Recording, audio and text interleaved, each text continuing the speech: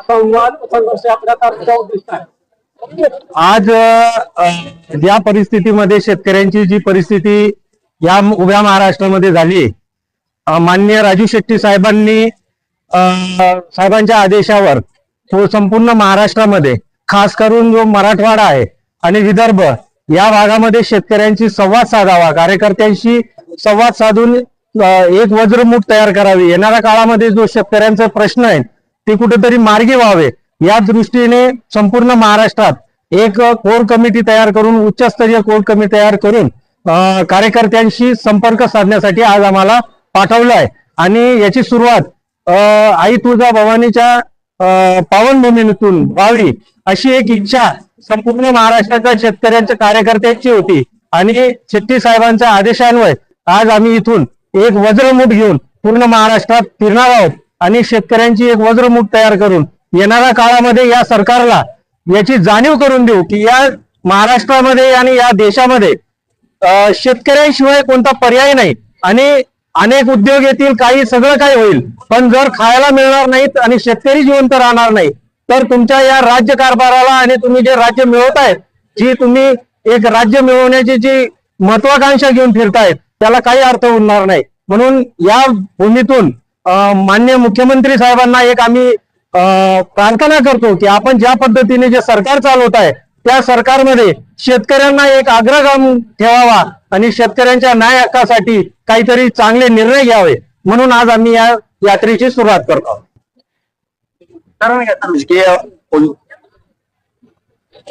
सध्याच्या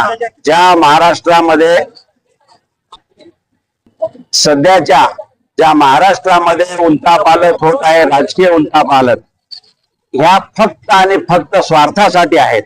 पण यावर्षी होणारा पावसाचा विलंब तो महाराष्ट्राच्या शेतीसाठी, देशाच्या शेतीसाठी भयानक आहे. आणि याच्या बरोबरच शेतीमालाची पडलेल्या किमती आणि जे शेती उत्पादकतेला लागणारे खत आहेत, रासायनिक खत आहेत, बियाणं आहेत, औषधी आहेत, तणनाशक आहेत, यांच्या वाढलेल्या किमती आणि जो काही यांनी कर्जमुक्तीचा घोषणा केली ती एवढी फसवी आहे की त्याच्यामध्ये फक्त 5% शेतकरी बसत आहेत. म्हणजे आमदार एकदा झालेला 3दा होऊ शकतो, पण कर्जमुक्ती ही एकदा झालेली पुन्हा होऊ शकत नाही. आणि त्याच्यामध्ये निकष एवढे लावले की ज्याच्यामध्ये शेतकरी बसण्याचं प्रमाण अत्यल्प आहे. याचा पूर्ण विचार व्हावा आणि सरसकट कर्जमुक्ती हाच आमचा हे आहे. मान्य राजू शेट्टी साहेबांनी हा जो आता आमच्या कमिटीचा दौरा आहे हा महाराष्ट्रभर, विदर्भ पूर्ण सगळीकडे फिरणार आहे. आणि आज आई तुळजाभवानीच्या चरणाशी आम्ही शपथ घेऊन या सरकारला सरसकट कर्जमुक्ती आणि शेतीमालाला रासभाव देण्यासाठी भाग पाडू याचा आम्ही इथून सुरुवात करत आहोत.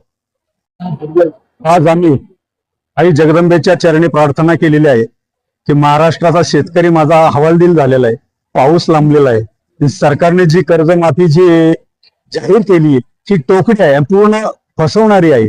त्याचबरोबर या ठिकाणी ऊस उत्पादकांच्या FRP देखील मोठा प्रश्न आहे की ज्या कारखानदाराने अजून शेतकऱ्यांचे पैसे दिलेले नाहीत. शक्तीपीठ मार्ग हा रद्द झाला पाहिजे.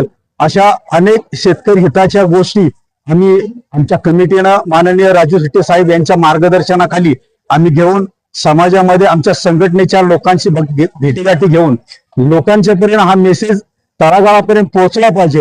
आणि आमच्या शेतकरी राज्याचे जे प्रश्न आहेत ते सोडण्यासाठी मायबाप सरकार जागृत झालं पाहिजे. यासाठी आमचा हा दौरा हा महाराष्ट्र आणि विदर्भामध्ये आता आम्ही सुरू करत आहोत. आज महाराष्ट्राची कुलस्वामिनी आई तुळजाभवानी या वंदन करून आज ही संघर्ष यात्रा आज या ठिकाणी निघते आहे. या संघर्ष यात्रेचं सांगायचं झालं तर आज परिस्थिती बघितली तर शेतकरी नेता कुठे राहिला आहे. एका बाजूला कर्जमाफी संकट आहे, एका बाजूला पाऊस पडत नाही.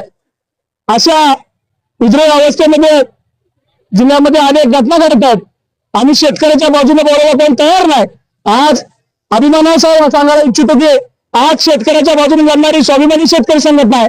शेतकऱ्याला आवाहन करू इच्छितो की जरी जे कोण हांडू पांडू खासदार आमदार गेले फुटले गेले असतील तरी स्वाभिमानी शेतकरी संघटना शेतकऱ्याच्या बाजूला आहे आणि विरोधात म्हणून काम करा ही स्वाभिमानी शेतकरी संघटना काम करणार आहे हा निश्चय आज या ठिकाणी केलेला आहे. एका काळामध्ये जोपर्यंत संपूर्ण कर्जमुक्ती होत नाही तोपर्यंत हा लढा सोडणार नाही त्या ठिकाणी सांगतो आणि थांबतो.